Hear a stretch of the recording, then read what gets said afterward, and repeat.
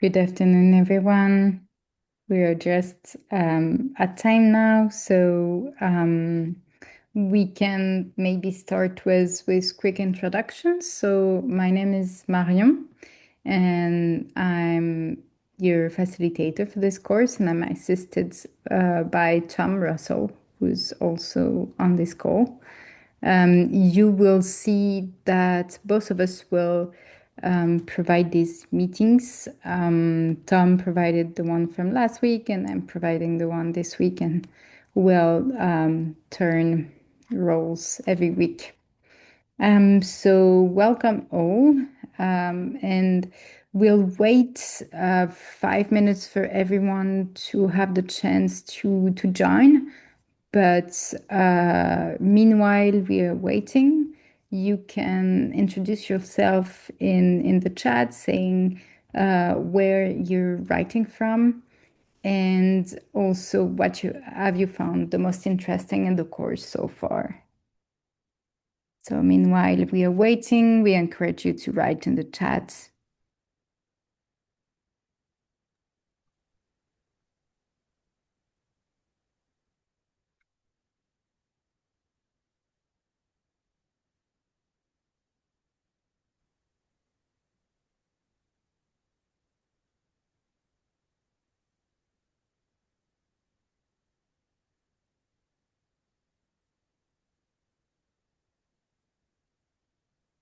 We have Emmanuel Duku from South Sudan. Welcome, Emmanuel. What have you found the most interesting in the course so far? We have Rarton from Liberia. Welcome.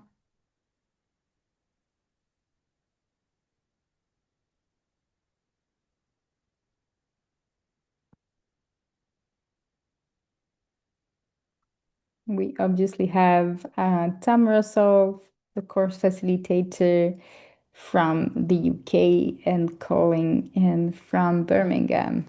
Welcome, Tom. We also have Mesfin from Ethiopia. Welcome, Mesfin.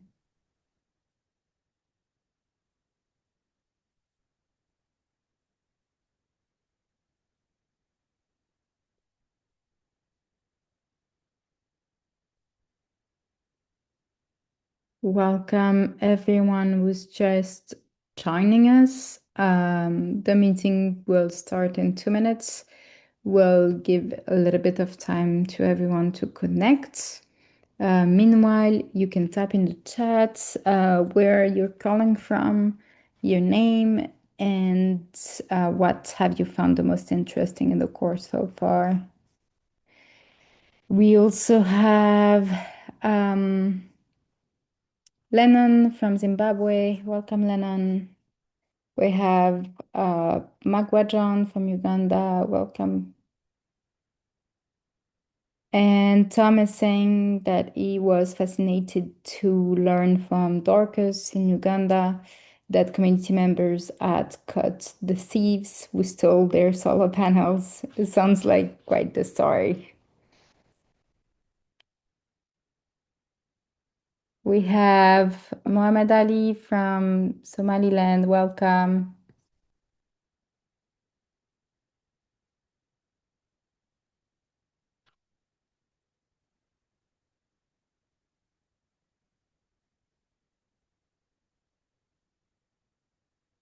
Well, I will move forward with the rest of the presentation.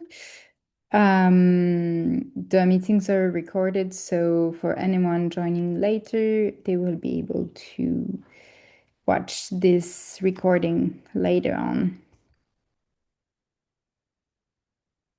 Um, so basically during this session, so this session will happen every Wednesday, same time.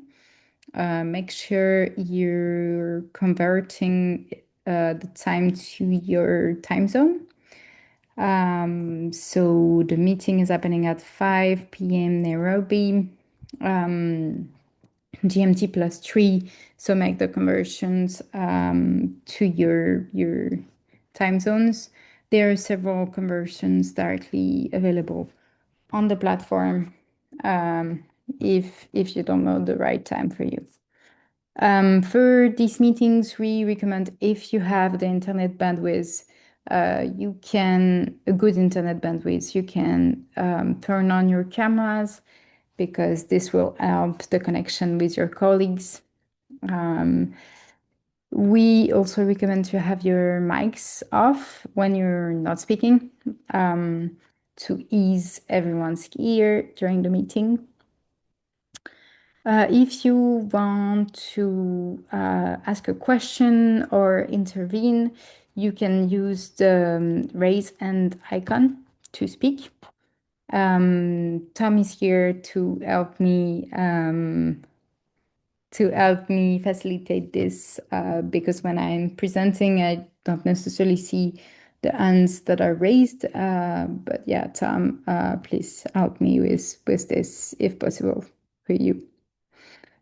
You will have some polls during the presentation that will directly appear onto your screen. So please participate via these polls. In some moments, I will also ask you to write in the chat. Please participate as much as you can. As you have seen at Global Water Center, we really foster engagement as part of the learning. This is why we make compulsory the participation in the discussion forums. So same during this presentation, we really recommend you to be engaged to really enhance your learning experience. And as I said, the sessions will be recorded and shared on the platform later on. So now I have the first poll appearing, so I will launch it. It will appear directly into your screen. So basically this is just to see how you're doing with the learning platform. And for each item, I want you to rate how confident you are. So the first item is how confident do you feel about navigating in the online platform? Is it easy for you or not? The second one is how confident you feel about the participation in the discussion forums and submitting your assignments. And the last one is submitting assignments, but basically it's the quizzes, the module quizzes. So basically the poll is appearing onto your screen. You can read the questions and answer it directly. I see that most of the ones that have answered the poll yet feel either confident or very confident about all the items. Okay, good. Mohammed, maybe you wanted to speak?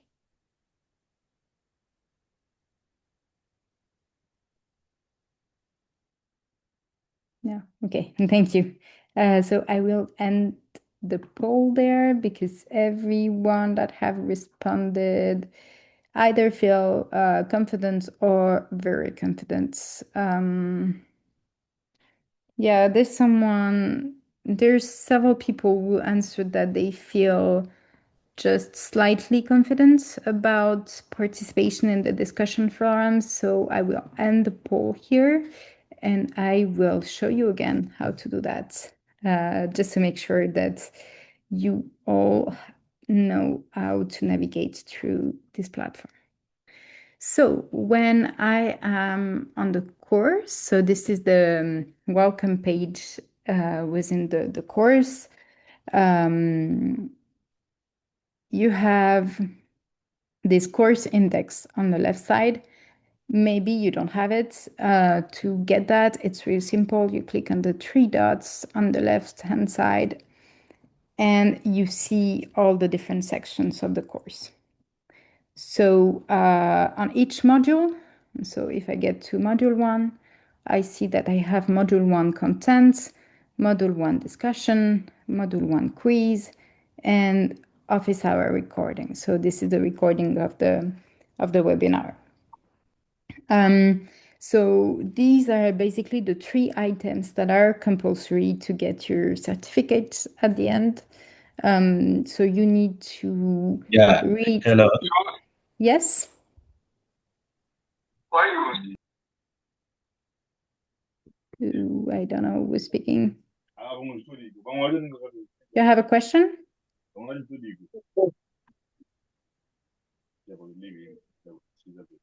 Okay, I don't know who's speaking. I'll just mute this person. Sorry. Okay. So when you're on the course, I was saying on each module, you have three compulsory items to do. The first one is to go through all the theoretical contents. Second one is to participate in the discussions. And third one is to pass the quiz with at least 80%. So if you go to module one discussion, you see here that you have discussion questions. So you need to read this question. This for module one is saying, if solid powered water system have been installed in your region, state in your discussion response if this is the case. Describe the level of support that is there from each stakeholder group.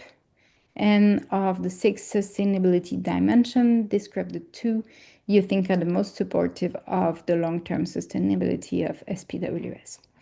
And here they tell you step one, click on add discussion topic button, write your response, and then click to post form, and then respond to other by clicking discuss this topic, then reply. So I will show you how to do this. So if I read the question here, I need to do add discussion topic, and then I need to write a subject. So for example, I can, if I'm from Malawi, I can say SPWS in Malawi.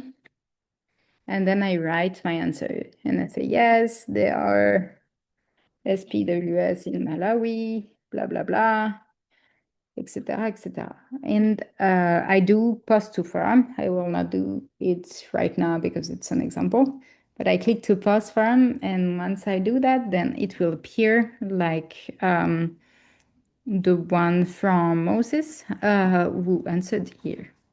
So that is the first thing that I need to do. Then the second thing is respond to others. So compulsory, you will have add a discussion topic, but also answer to one of your colleagues at least. We recommend to do at least two, but one is compulsory. So if I read the answer from Moses, he says, oh, he's from Malawi as well. SPWS have been implemented and providing potable water in many rural villages in my Malawi, blah, blah, blah, blah, blah, blah. So I can discuss this topic and then do reply. And in your reply, I can say, hi, Moses, blah, blah, blah, and answer something about what he said here. Okay?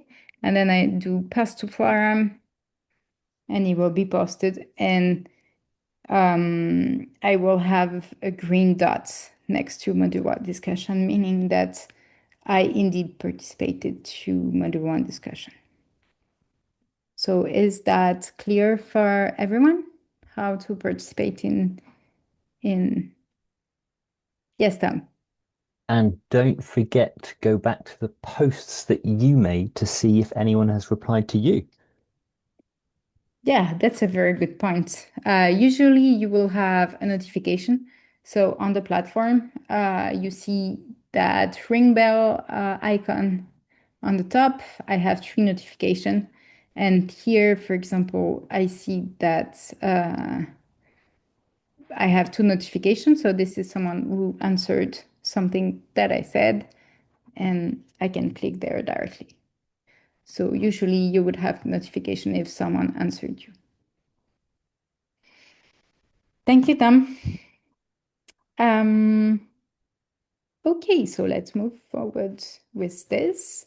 So yes. Oh, in the chat, Judith is just asking if you could repeat how to participate in the discussion. So maybe just go back to that. Yeah, here we go. Mm, And I can so see, Rajesh, you've raised your hand. Don't know if you have a question also about the forum.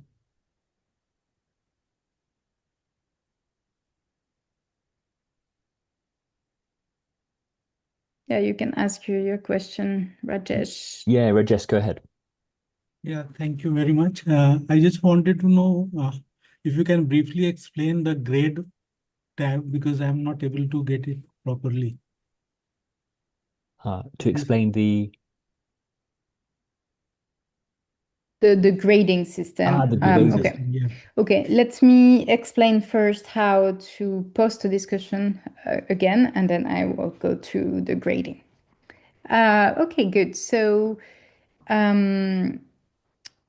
when you are on the course main page, on the left-hand side, you have the different sections here. And if you go to module one, you will see in module one, there are different items. There are the content, there's the discussion, and there is the quiz. So if you go to discussion, then it states to you to receive credits for this activity, you must respond to the discussion question and post it in the discussion forum. Okay? So the discussion question, you need to read it carefully here. So you read this question. And then once you have read it, you can do add discussion topic. And when you do that, you write a subject. So here the question was about SPWS in your region. So you can say SPWS in my region. And then it says to you, state in your discussion if this is the case, describe the level of support from each stakeholders. So you say yes, there have been SPWS installations in my region. And then you continue your answer, blah, blah, blah. And then you do post to forum here. Okay. So I won't do it because it's an example. But you do that. And then you also need to answer to someone. So I will take a very simple answer. So there's Anderson Shirwa who said the SPWS is already installed in Salima District, Malawi. Stakeholder support, it says users show strong ownership via local committee, though it's hard to pay their bills, etc., etc. So, and the son has made his answer. So if I want to answer him, I can say, discuss this topic here. And then click on reply. And then I can say, hi, and this son, blah, blah, blah. I answer him. And then I click on post to forum. I won't do it here because it's an example again, but this is how you participate in discussion forum. The other item was about the quizzes. So on the quiz, every time they tell you, please note that you must score an 80% or higher on this quiz to access the next module. So you can click on enter. And then once you're here, it opens something like that with different questions. And then you need to, I won't give you the right answers, obviously, so I won't do it right now. but basically you would have questions. I think there are 10 questions or 20. And you need to have at least 80% of these that are correct to get your quiz validated. Please note that you can pass the quiz how many times you want. So don't be afraid to answer the questions, even though you have only like 60% the first time you pass it. Then you can, at the end, there is a review. So let me put a lot of incorrect answers. Okay. I have 2 times every time to select the right answer. They tell me you're not right. Let me do whatever. It's taking me time.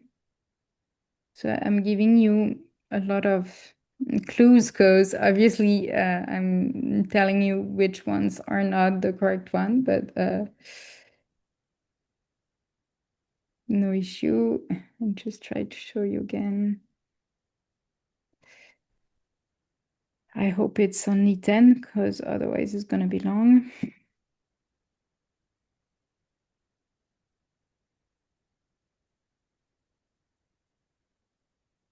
Okay, so here at the end, they tell me quiz result data. I was really bad because I have 0%. You rushed it, Marion. You rushed it. You need I to take did, your I did, time. You need to I take your did. time.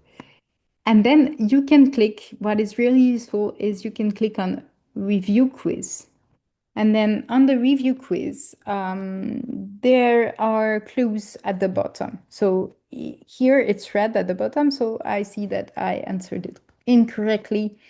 And there's a clue at the bottom of it. So if you passed it once and you only got 60%, then you can take your notebook on the side and you can say, well, question one is definitely not answer D.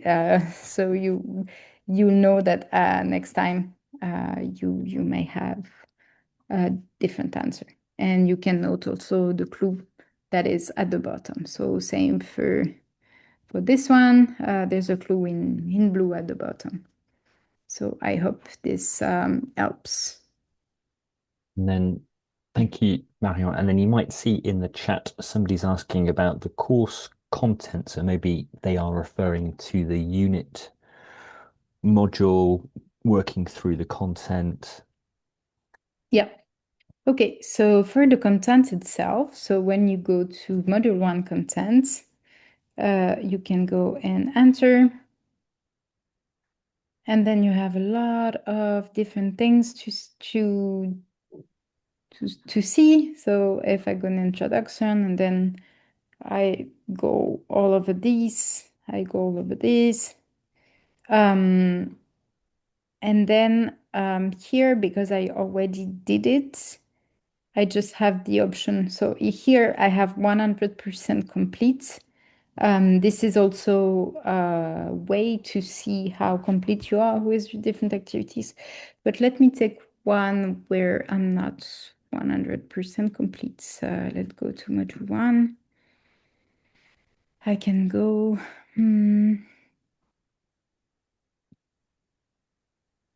Okay. This one I'm not sure. Yeah, I need to do start course here. And here you can see I'm 0% complete. And then, yeah, every time you have finished completely module content, this will appear 100% complete. Okay.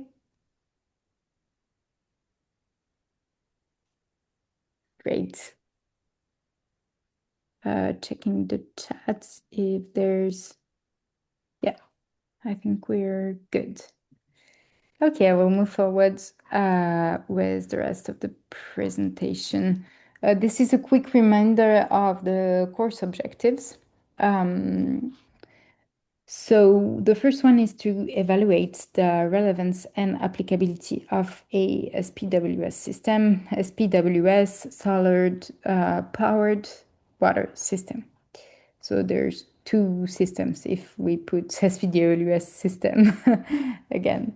The second one is to analyze the opportunities and risks associated with SPWS in a rural context where water services are generally unsustainable and or inequitable.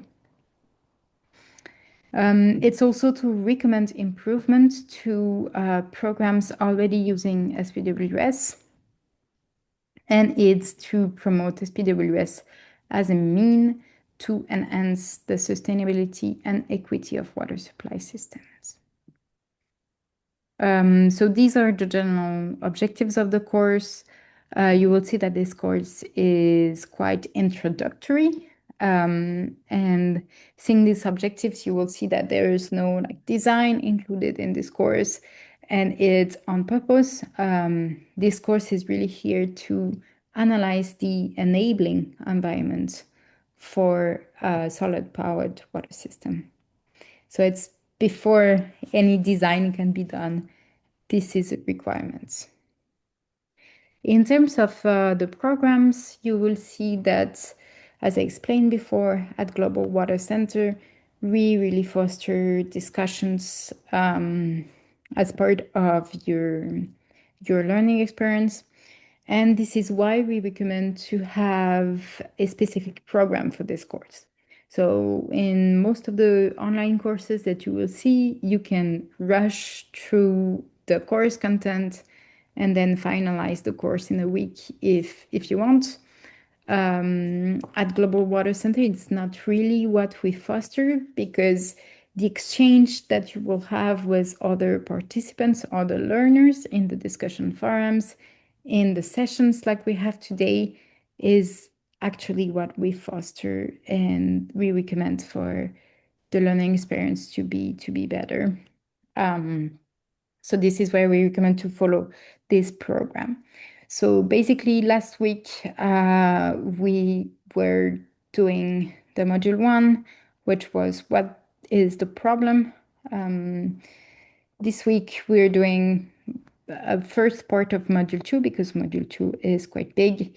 Module 2 goes on what works, what doesn't work. So we'll go through this module this week and next week. Second week of August, we'll go over module 3, which speaks about what can we do. And last week of the course, we'll go over module 4, which speaks about, and now, what do we do? So we recommend to follow this program, even though we know that everyone will have their own pace following the course. We recommend to not be 2 weeks delayed. 1 week is okay, but we recommend to approximately follow as much as you can this program. Okay, so going back on my quizzes now. So it's just to see where you are with this program right now. And how do you feel with this program? Do you feel like you're falling behind? Do you feel that you're just on the right track? Or do you feel that you're rushing through the course and you're at full speed? I will give you a little bit of time.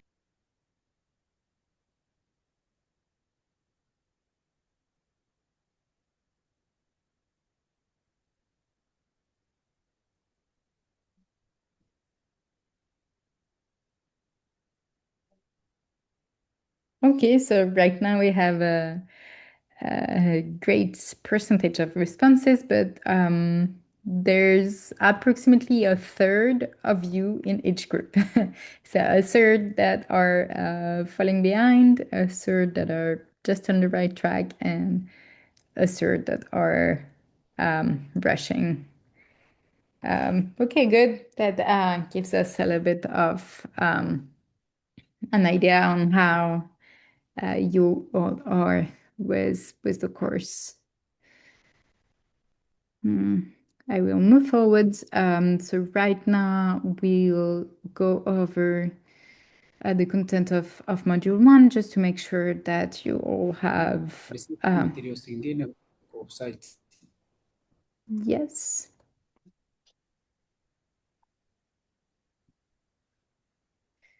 Okay. So I have several polls again for you to see where you are in the course and if you understood well the content of module 1. If there's something that is not clear for you, feel free to raise your hand and ask question. So the first question is, what is the most important initial step when facing with a malfunction in a SPWS? Is it upgrade or replace system components to improve the performance? Is it evaluate whether the initial decision to implement the SPWS was suitable for the context? Is it increase water production to meet the community demands, or is it expand systems to serve additional users?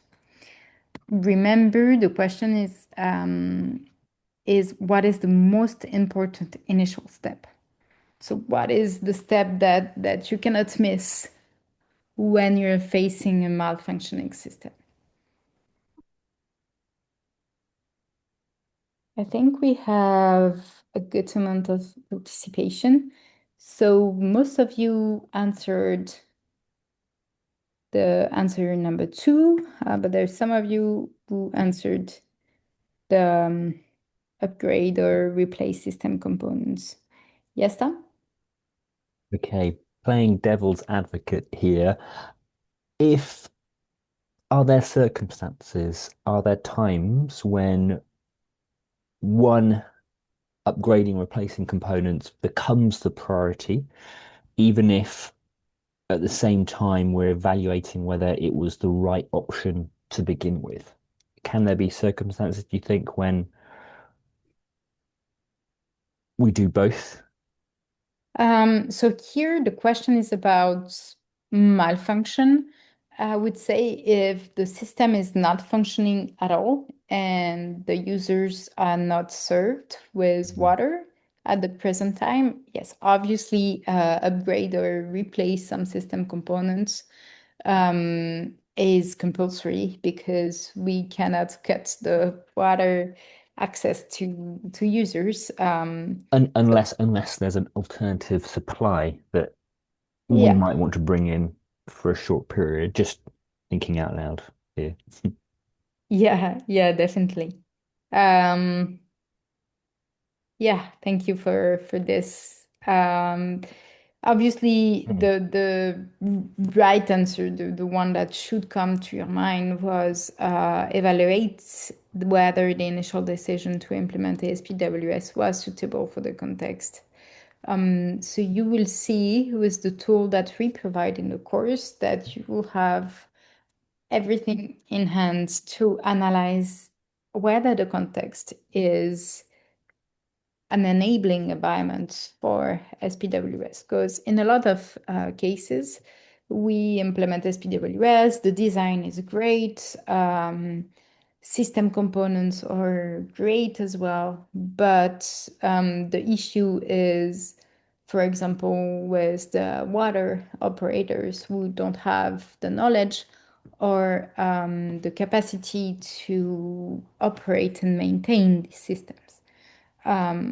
So that is the enabling environment that was not suitable. And we should have done training, we should have done capacity building, and that was not done. And for this, the system is failing. So definitely the TAF, the Technology Applicability Framework, which we will speak about in a few minutes, is a great tool to analyze all the enabling environments. True or false? If a solid powered water system is technically feasible in a given location, usually we can expect it to solve all water supply problems in that context. You should see appearing the poll in your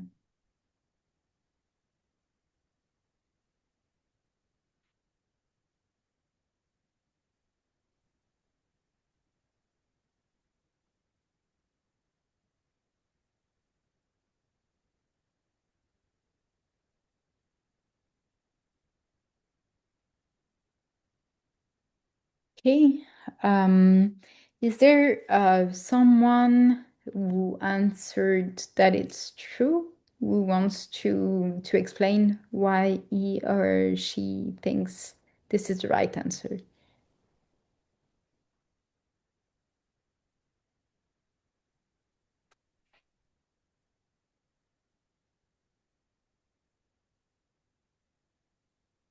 No? Is there someone who answered false, who wants to explain why?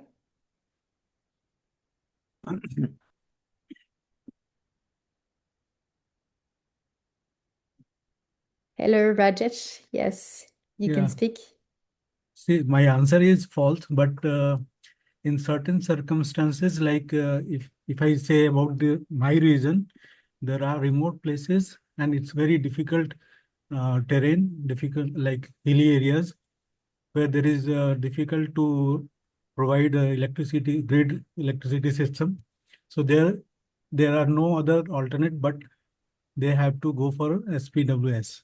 So there are certain cases in our region also where we are preferring to have this system because electricity cannot be provided to them. So in that case, I can say it may be true. Mm. Yes, thank you. Thank you for your participation. Indeed, there are some cases where it's true, but generally, we would say that it is false, and we generally say that because we can't expect one technical solution to solve all the water supply problems in one region. Obviously, in rural areas where there's no electricity, where there's a reliance on fuel for pumping, for instance, and fuel supply is expensive, far away, obviously this will be a technical solution, but it will not solve all the water supply problems. Water supply problems, as I said, can be related to local technician capacity, can be related to supply chain in these rural places that are far away from capital cities, for instance. All of this can cause issues in the water supply. That's only one technology cannot answer. This is why we say generally it's false. I have another one.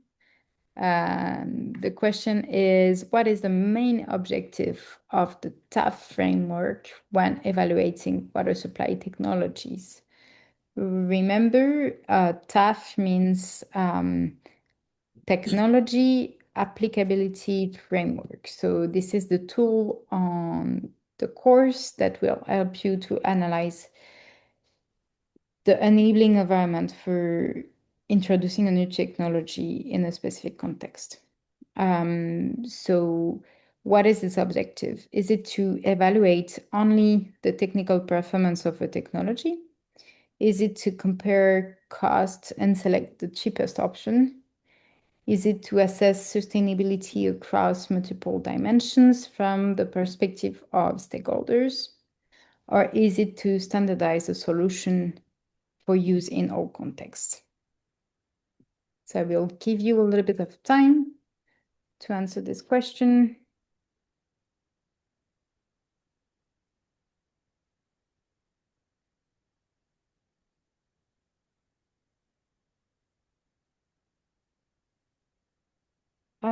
I think that you are all getting to the right answer. You all have answered the answer number 3, which is assess sustainability across multiple dimensions. And this was indeed the right answer. Obviously, the answer 1 and 2 are useful. You will need to evaluate the technical performance of a technology before introducing this technology. You will also need to compare costs and at the end, select an option that has great performance and cost. But the most important for this staff tool is to assess the sustainability across multiple dimensions from the perspective of stakeholders. Okay, I just muted this participant because it was a bit disturbing. And the last answer obviously will be wrong because justly the TAF tool will tell you that one technology is not applicable for all contexts that we will find. One technology is applicable for one specific context. And then that technology can work in another context, but you will need to analyze your context in details before implementing SPWS.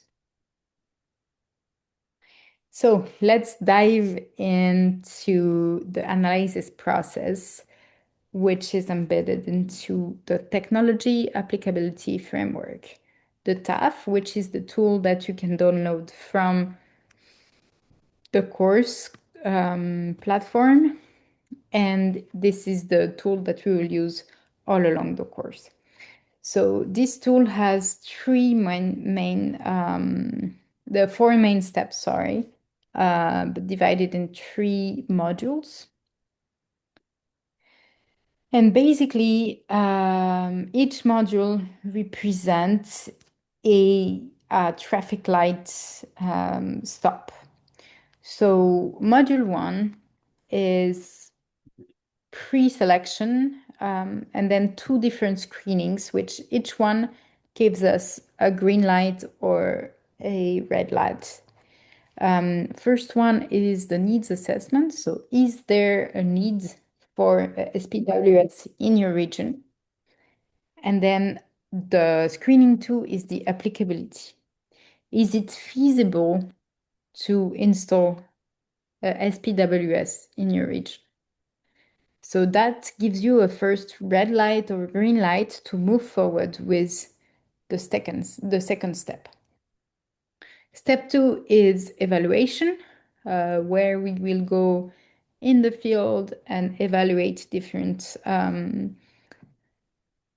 point of view and different dimensions of sustainability. And then on step 3 is just a presentation of the results of this evaluation. And this presentation will give us, again, green light, orange light, or red light for each dimension. And then in module 3, we'll go towards step 4, which is the interpretation and conclusion of this process. Yeah, I can move forward. The TAF, as I said, is looking at different stakeholders' point of view. The first stakeholder group is the users or the buyers. We say buyers because the staff is looking at every technology. It's a tool that can be used for the introduction of any new technology. The one that you will have on the course is specific to water supply systems. but you can use it for a large variety of technology selection. So this is why we say buyers, but generally for water supply, we say users. But at the end, it's them who will pay for the water service. So within this group, we generally have the community member, the women's group, the water committees, the farmers, and the vulnerable groups.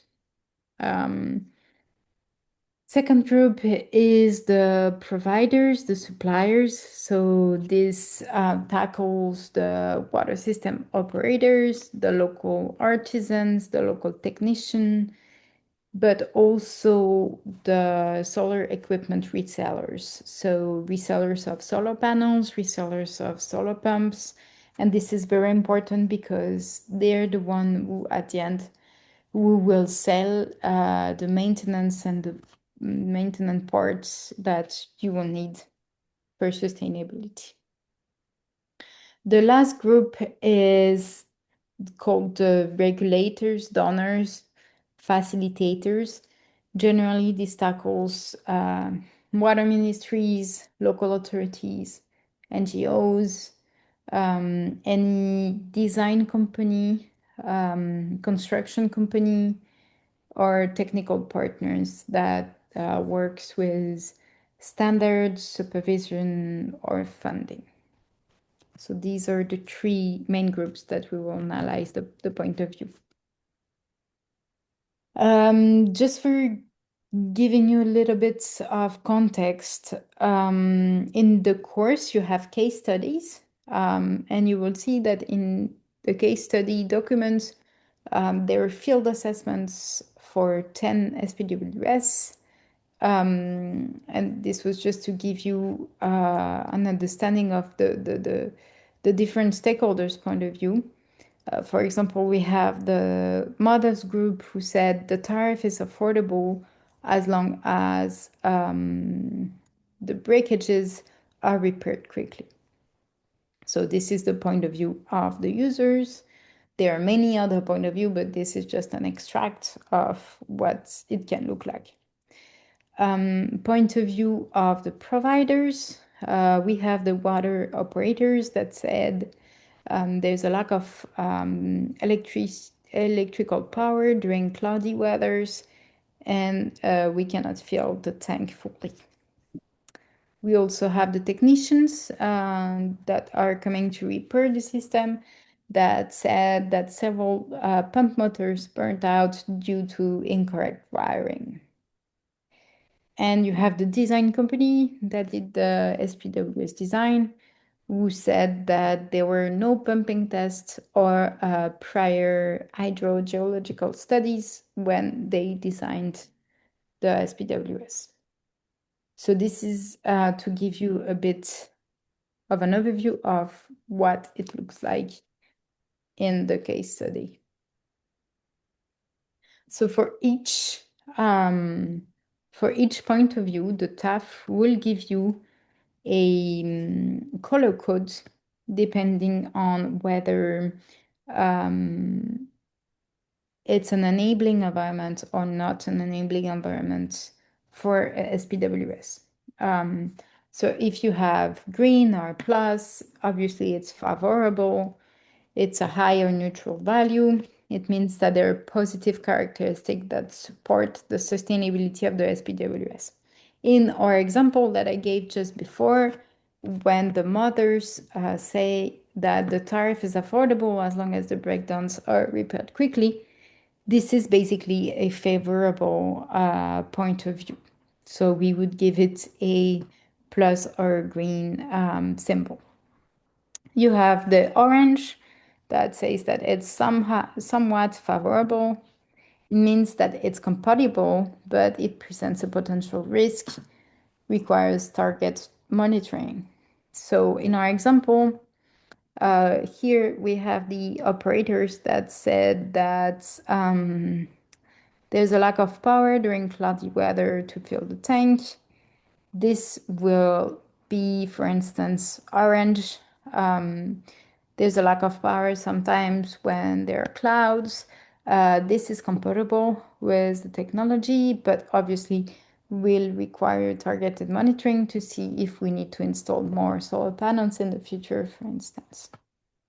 You have the red or minus, which is like unfavorable environment for SPWS. This means that it's incompatible with the sustainability at long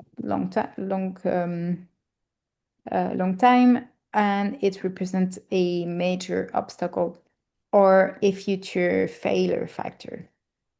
In our examples here, when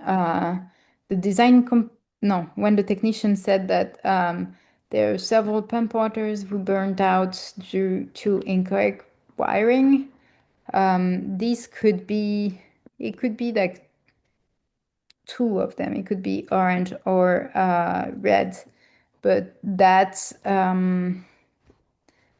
that could be incompatible with sustainability, because if the wires are not wired correctly, you could replace them, but that could also mean there are no electrical technicians in your region that are capable of doing correct wiring.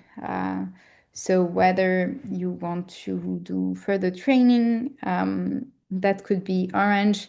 But if the training is not available, then that would be definitely red. You also have another symbol that is really useful, is the question mark. It means that there's missing information, it's unclear, and it requires further study. In our example here, we had the design company that said lack of pumping test and prior hydrogeological studies. Here, we are clearly missing information on the aquifer, and you would need to do hydrogeological studies before moving forward with the new SPWS. So this question mark is really useful if you need to do further measures on site, or further studies. And so at the end, the TAF will give you a profile that is clearly visual and give you a quick oversight of what kind of issues will you have, or how your environment is enabling for SPWS.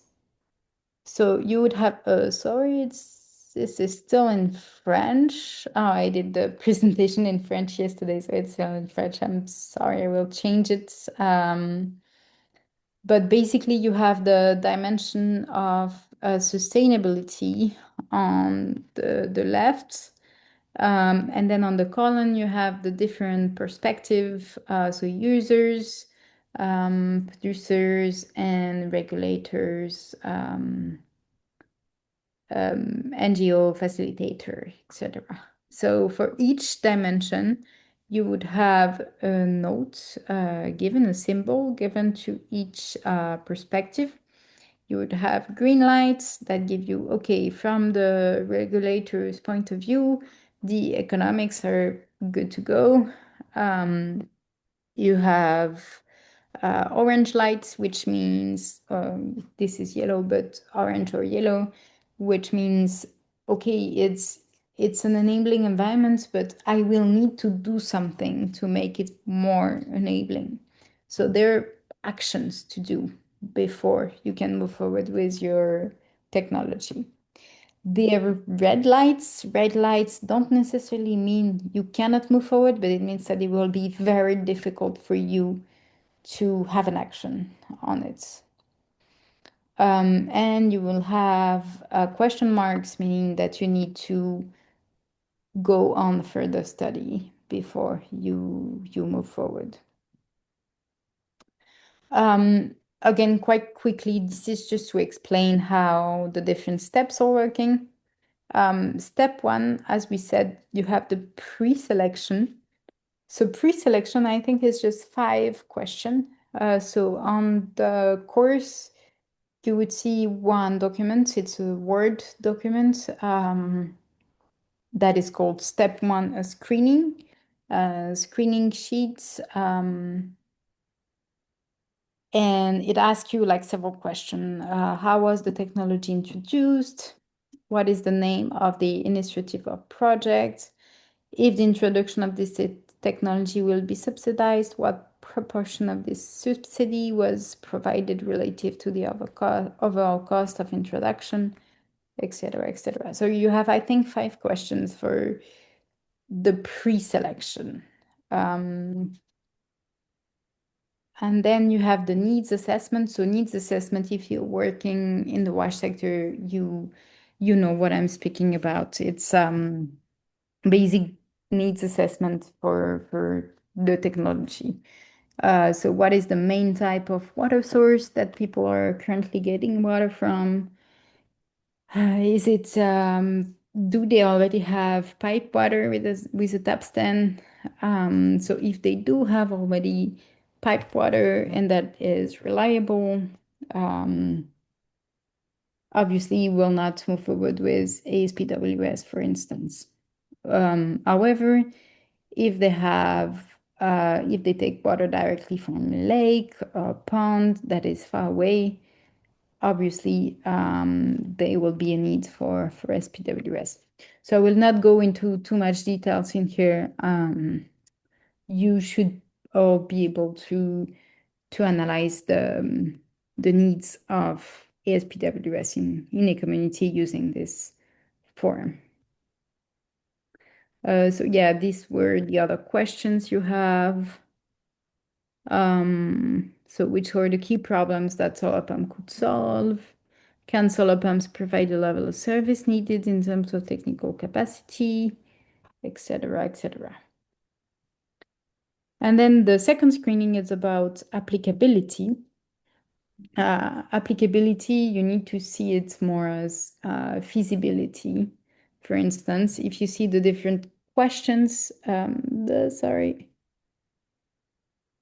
it doesn't want to go back yet. If you see the questions, it's more about feasibility. So first one is there an understanding of the hydrogeological condition and aquifer system at the proposed location? Have any concern been raised in the groundwater assessment? And are these any known water quality hazard in the area where the SPWS borehole is to be located? So basically, yeah, analyzing general feasibility of your system. So I will stop here for a minute and I will ask you, what are the factors that make the use of solar energy favorable?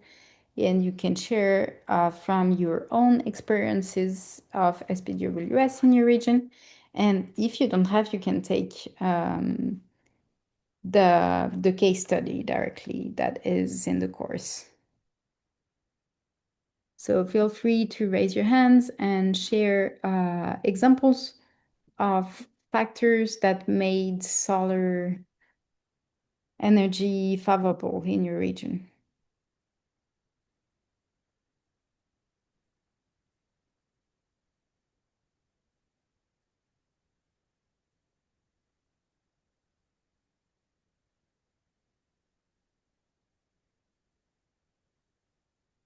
No one wants to share their experience with enabling environments. We have Filippo Santos, who said that low running cost. Yes, Silvanus?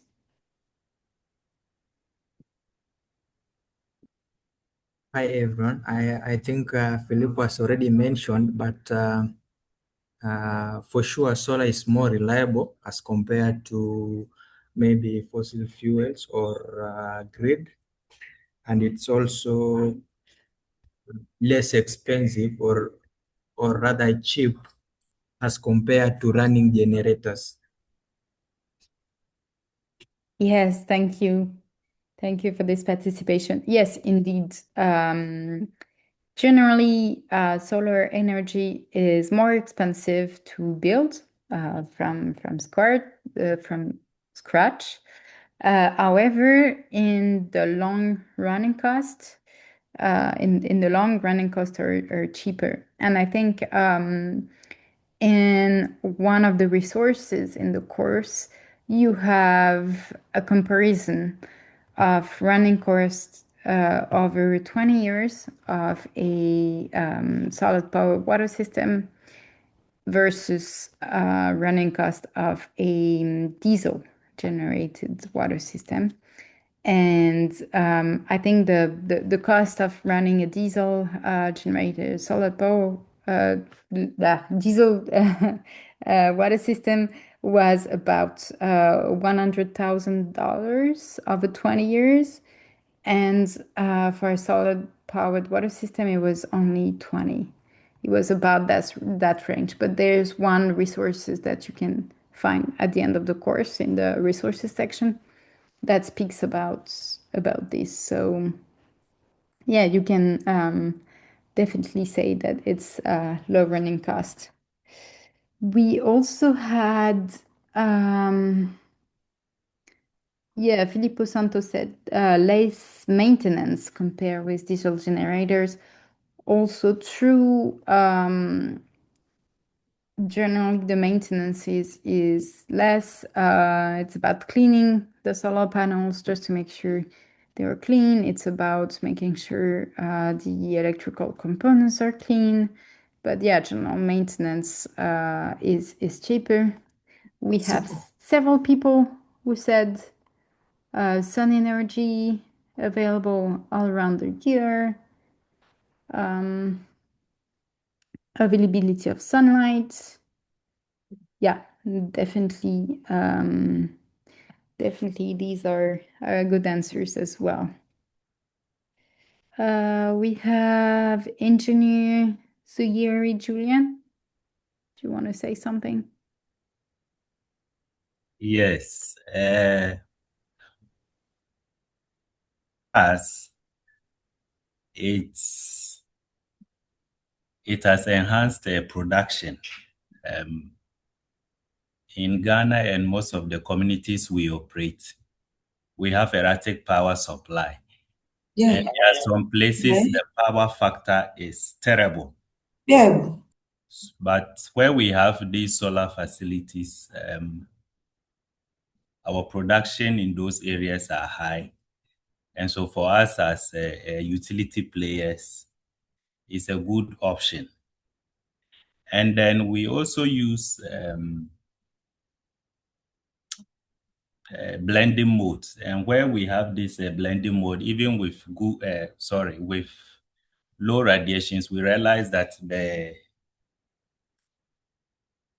electricity cost is a bit down where we are using the blending mode. So with us, we are using the hybrid pumps we use. We also activate the blending mode. So where we are not fully on DC supply and we are on AC supply, but we find that in that mode, the energy cost per cubic meter of water is less as compared to the grid pumps. So this our experience from Ghana. Yes, thank you. Thank you for this experience. Indeed, in some places we can see that it can definitely enhance production. So thank you for this. We have Moses who said that it can be used in rural remote areas where there's no grid electrical power. Indeed, this is also an example of a factor that makes solar energy favorable. We have Rajesh. Yeah, in our region, like government is the most enabling factor here, because the government is focusing more on switching from the traditional and fossil fuels to clean, green, and renewable energy. So government is focusing on all the 6 dimensions of TF, which now I can figure out, because going through this framework, I realized that whatever interventions government is pushing is fallen in all these six dimensions of TAF, and it is trying to cover the remaining two stakeholders also, like for users and the producers also, because now the solar like the products which was very expensive earlier days, now it is become very cheaper, and government is also providing some subsidy on it. That's why it is like one of the like the enabling factor for the household or in the village level interventions they can adopt for this kind of technologies. So this is what like in our country um, we are focusing on switching from like hydro like from the fossil fuels to the renewable energy like solar based water supply system. Yes, thank you for this participation. I think it's really relevant. Even though it doesn't seem really related to the solid powered water system, subsidies are an enabling factor to build SPWS because generally SPWS are slightly more expensive than diesel generator systems. Sometimes the subsidy can make the difference, but running cost in the long term is lower. So at the end, rural communities will have less money to spend. And also, subsidies can also mean that the tariffs for water can be lower for areas where the money income is not that high. So yes, really good participation about the subsidies. I think someone else, it's Abuko Judith, who said that flexible payment option plans for income constraints household. This is indeed as well something that doesn't seem really related to solar energy, but can definitely be part of an enabling environment for these systems. I will pass again to the second slide that I have, which is the contrary of what we just spoke. In your experience, what are the factors that makes the use of solar energy unfavorable? So, is there anything in your experience that that can speak about a non-enabling environment for a solar system? Yes, Gerald?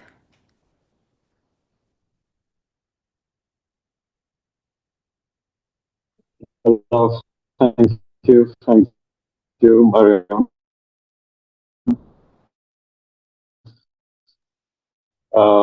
So for my experience, in my region, I'm from Madagascar, and we are implementing. We are always forced to implement the SPWS in the remote country because this is only the one option for the villagers. But the issue is that we cannot find a good quality the spark part like the pump, the water pump. We cannot find the good quality, and for example, as well, the controller, the charge controller, we cannot find this. Maybe at the end of the course, uh, we can get from you guys like this is the list of the eligible or the best option for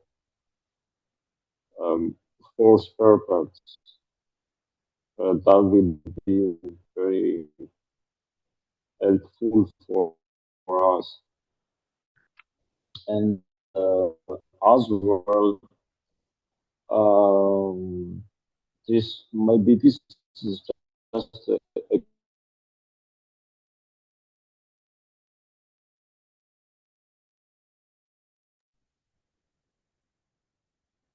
I think Gerald got cut off a little bit. Mm. you can share a list of like country or villages uh, that already adopt uh, this way of thinking, this way of doing the things. Like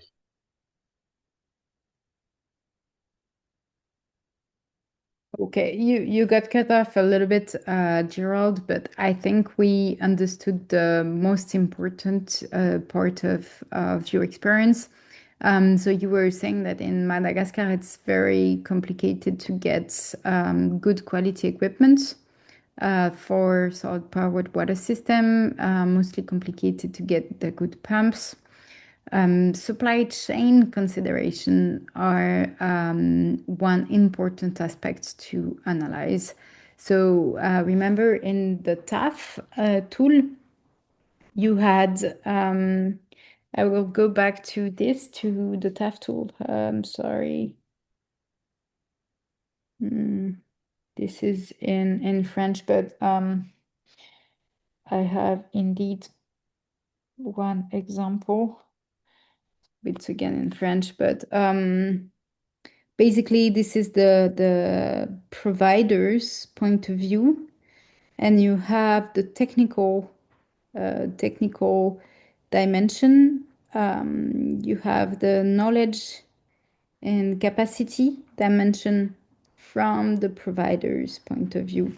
And this would be definitely related to the supply chain considerations that you will look at.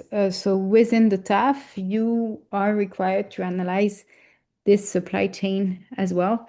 So if you don't have good quality pumps in your region, maybe there's something to develop before implementing a new SPWS. You will need to speak with local resellers or speak maybe with the international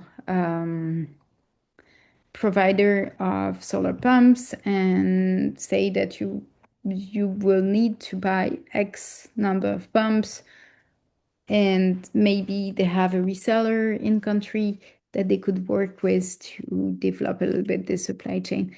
So there are more work to do, but at the end, this means more sustainability and more sustainability for new systems to be built. So yeah, indeed, supply chain in most countries are an issue. And we have Fairone who said that in Ethiopia, supply chain is pretty good for solar systems. So this is a good point in Ethiopia. We had Clarice who said that climate condition can affect the solar use, especially during rainy or cloudy days. So if the system was designed the right way, this should not happen. We should design a SPWS for the months with the less sunlight during the year. Generally, what happens is that providers of solar panels will design the solar panel chain for you, and they will design it for the average irradiance over the year. But what we do generally is design it for the months with less irradiance. That means that even during the rainy season, you will still have water production, even for the cloudy days. That would mean more investments because, like, for the sunny days, you would have more electricity than required, but it still ensures that you have the right amount of water in rainy days. But the climate condition can indeed impact SPWS, and we have seen, I don't remember who in the chat shared the image, the picture of a solar panel that was armed during a storm because ice was falling. I don't know how you call it, Tom. The ice cubes falling. Hail. Yeah, sorry. So there was ailing issues during a storm, Where was and this? I don't remember. That was in the WhatsApp group. Someone shared a picture of solar panel completely crashed Oh, wow. because hail was falling during a storm. So indeed, climate change can increase the amount of storm events during the year and can increase also the event of hail falling during the year, and obviously can impact the solar panels. So yeah, climate condition can have an impact as well. We have Mesvin who said that Clarice said it was in Ethiopia. okay. Where is this chat? I don't remember seeing that. The photo. WhatsApp groups. No. Anyway, carry on. I'll look for it. Yeah, we have Mesvin who said initial investment costs, need for a skilled person for installation are few. Yes, indeed. If you don't have the capacity, the local capacity already built in your region, you will need to invest a significant amount of money to build the capacity of local technicians for doing installations, but also for doing maintenance. So yes, this cost is to be taken into consideration. We have Miss Gana who said that if we have less solar irradiation, obviously this is less favorable. We have Peter who said large project size. Obviously, in this course, we mostly speak about rural water systems. Even though now you're seeing SPWS in larger towns, we are still not speaking about cities. In the Central African Republic, I have seen one city with 100,000 inhabitants fed by a SPWS. So it can work for somehow large towns, but not for big towns. So if you have a big town project, obviously SPWS would be slightly unfavorable. Also because generally you would need like bigger electrical expenses due to large water treatment plants, for instance, or other items like that in your network. So yes. Clarice also said extensive land requirements. Obviously, installing solar panels takes a lot of space. If you have construction nearby, maybe you can use the roof space. But if the inhabitants are not favorable with installing solar panels on their roof for the solar system, then obviously you will need extra land. And also in cities that can be an issue. In rural places, in most of your countries, that wouldn't be an issue, but obviously in cities that can become complicated. Yes, Tom. Miss Ganna has just posted in the chat, maybe you're seeing it now, that there can be a high voltage drop even if there's minor damage to the PV panel. Do you want to speak into that and what that means? Yeah, definitely. So if there's damage, you will not see a huge drop directly. Generally, you would see 30%, 40% drop, which is already quite a lot of drop. But the issue will appear when rain is coming and then humidity is getting inside your panel because the cell was broken or cracked. Humidity is coming inside, and then you have mold growing inside of your cells. And once the mold has grown, obviously, like less solar power is coming into your cell. And then you can start to see quickly large drops, such as like 80, 70% drop of energy production.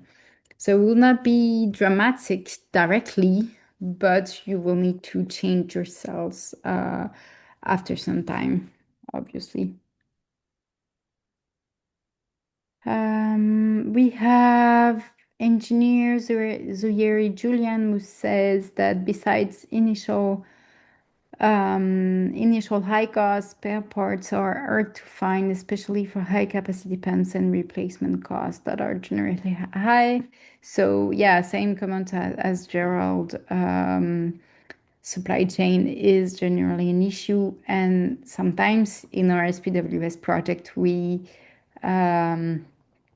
don't think about supply chain at the beginning because we can do international orders. We have like 10 SPWS to construct, so we do an international orders. But then what happens when this breakdown? Like where the spare parts will be available in country? Yes, Tom? I've started a bit of a debate in the chat. So just to summarize, when we need to supply water during the night and we've got a solar powered system, obviously the pump's not working. What are our options? What do we do? What do people think? I think there was a few different suggestions. So there were suggestions from Ferroin of storage. I was asking, what are we storing? Um, Somebody else, I think Sylvanus, was suggesting that we could have a hybrid system using the grid during the night. Yeah, Marion, what do you have experience of working on hybrid systems or working on systems where you want to provide water during the night? Yeah, you can. So there's two ways to do that. So generally, what will define if you will go for an hybrid system or for a regular SPWS is related to several criterias. The first one is the capacity of your borehole. If your borehole have the capacity to meet your community demand within 7 or 8 hours, you would like to go towards SPWS.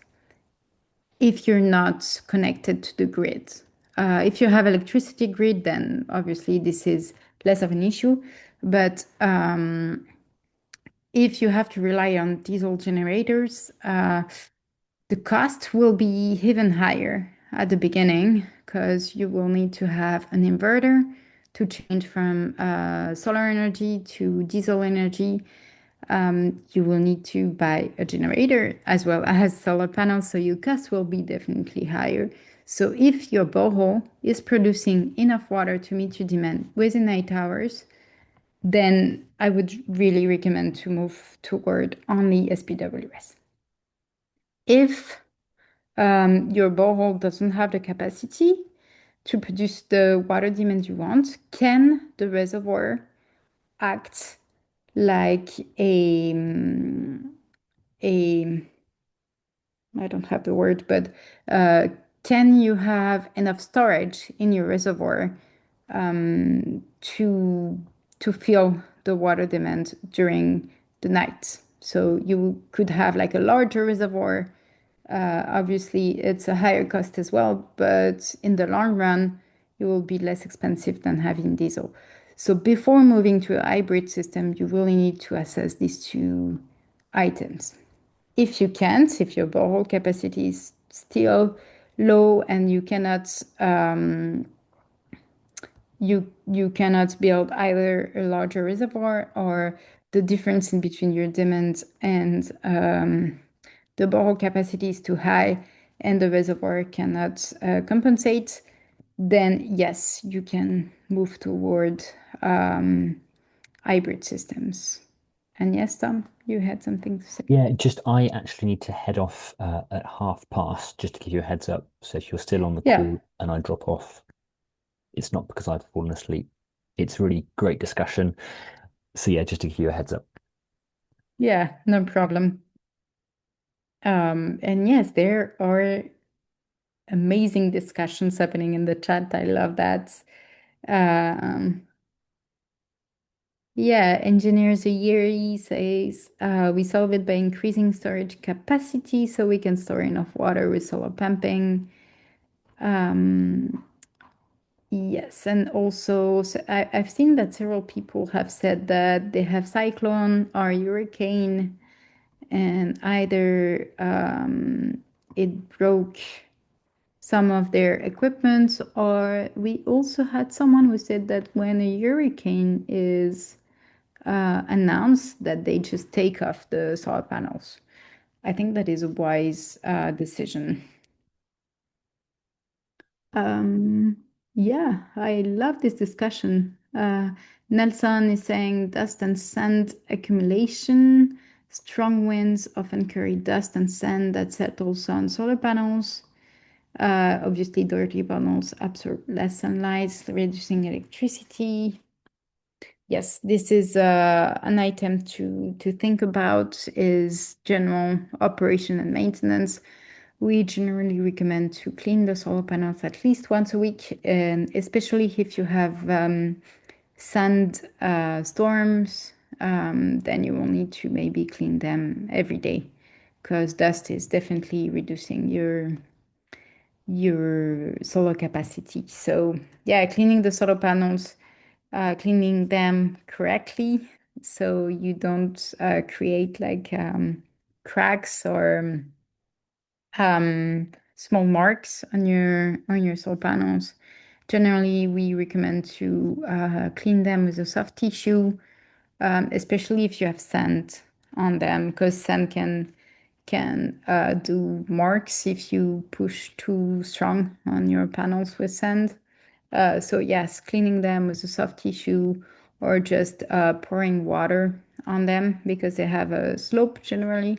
You just pour water on them and it cleans directly.